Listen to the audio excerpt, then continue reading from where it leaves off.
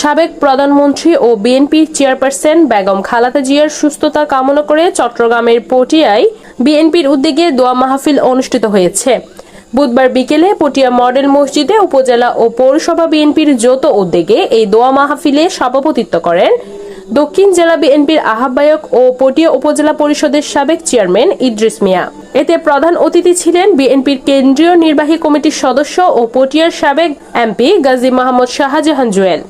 এতে বক্তব্য রাখেন দক্ষিণ জেলা বিএনপির যুগ্ম আহ্বায়ক রেজাউল করিম নেসার, সাইফুদ্দিন সালাম মিটু, জাহাঙ্গীর কবির চৌধুরী, জাহাঙ্গীর আলম চৌধুরী, মোহাম্মদ ইব্রাহিম কমিশনার, সৈয়দ মাহমুদ কাইসার, পটিয়া উপজেলা বিএনপির সাবেক সভাপতি আব্দুল জলিল, চেয়ারম্যান শফিকুল ইসলাম, জসিমউদ্দিন মাস্টার, আব্দুল মোনাফ, হারুনুর রশিদ, জিল্লুর রহমান, দক্ষিণ জেলা স্বেচ্ছাসেবক দলের সদস্য সচিব জমির উদ্দিন, রবিল হোসেন বাদশাহ, জেলা ছাত্র দলের আহ্বায়ক রবিল হোসেন রবি, আবু জাফর চৌধুরী, নুরুল আমিন মধু, দিল মোহাম্মদ, ফরিদুল আলম, নজরুল ইসলাম, মুজিবুর রহমান, নুরুল আমিন, ফজলুল কাদের, শফিকুল ইসলাম, গাজী মোহাম্মদ মনির, মনসুর আমিরি, ফরিদুল আলম, জয়নাল আবেদিন, সেলিম, শাহাবুদ্দিন খোকন মেম্বার, সাইফুল ইসলাম, আনোয়ার হোসেন, শাহ আলম, রাজাউল হাইতি, মনসুর শরীফ, বেলাল হোসেন, বশিরুল আলম, আব্দুল সালাম ফারুকি, আব্দুল করিম, আবু বক্কর রায়হান, আব্দুল হাকিম, আব্দুল কুদ্দুস, নেজামুদ্দিন, সেলিম হাসান।